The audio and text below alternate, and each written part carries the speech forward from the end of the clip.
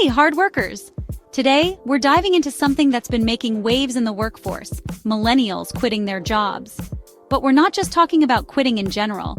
We're breaking down trends like quiet quitting, loud quitting, rage applying, career cushioning, and boomerang employees, exploring the causes behind them, and looking at the flip side, when work stress leads to burnout instead of quitting. Whether you're feeling disengaged at work or overwhelmed by job pressures, this video will give you perspective and practical strategies to manage. So, what exactly are these trends? Quiet quitting. This doesn't mean quitting your job, it means disengaging from hustle culture and doing only what's required. A deliberate resistance against going above and beyond, if you will. Some would see it as a way to maintain boundaries and preserve mental well-being. Loud quitting. This is the opposite: dramatic exits, social media live announcements, and vocal dissatisfaction with a company. It's often fueled by long-term frustration and the desire for systemic change. Rage applying. A reactionary approach when employees, fed up with their job, start sending out dozens of applications at once out of frustration rather than a strategic career move. Career cushioning. Keeping backup job opportunities or actively preparing for a job change while still employed, in case things go south. Boomerang employees, workers who leave a job only to return later, often finding better conditions or realizing the grass wasn't greener on the other side. Stop! Comment below if any of these are new to you. Okay, just me? Each of these trends tells us something about how millennials are responding to workplace dissatisfaction, but what's really driving these behaviors? Generally speaking, millennials were raised with the idea that hard work leads to success, but for many, the reality hasn't lived up to that promise the way it used to. Stagnant wages, rising costs of living, and increasing job demands have left many feeling like the extra effort just isn't worth it. Quiet quitting comes from a place of self-preservation. Loud quitting often stems from long-term frustration and the need for change. Rage applying reflects desperation and frustration with stagnant career growth. Career cushioning is about playing it safe and not being caught off guard by layoffs.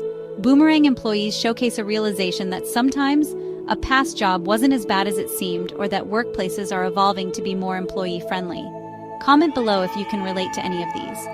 At the core of all these behaviors is one thing: the search for job satisfaction and work-life balance. On the flip side, there are people who don't quit, quietly or loudly, but instead push themselves to the limit.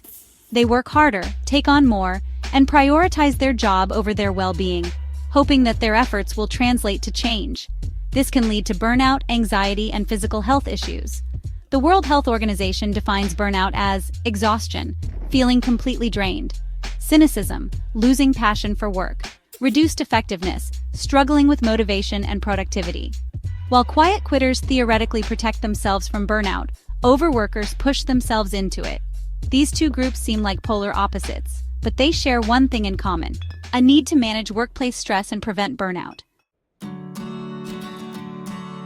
Whether you're quietly quitting, loudly quitting, rage applying, or just trying to stay afloat, the key to workplace well-being is stress management. Here are some practical tips. 1. Set clear boundaries. Don't let work take over your life. Establish and manage a differentiation between work and personal time. 2. Practice self-care. Prioritize rest, healthy meals, and movement. 3. Find small wins. Even if your job isn't fulfilling right now, as you strategize how to achieve greater fulfillment through your work, focus on aspects that do bring you joy: mentorship, learning, creativity. 4. Take breaks. Whether it's using your PTO or just stepping away from your desk, rest is crucial. 5. Develop an exit strategy. If you're feeling unfulfilled, explore career shifts, side hustles, or skill building for your next step. 6. Build workplace connections. A supportive network can make work feel less isolating. And 7. Know when to leave. If a job is toxic, unfulfilling, or taking a toll on your health, of course, making any of these decisions from a place of balance and well-being is key. At the end of the day, whether you stay or go, your mental well-being should always come first. Have you experienced quiet quitting, burnout, or any of these trends? Let's talk in the comments. I'd love to hear your perspective.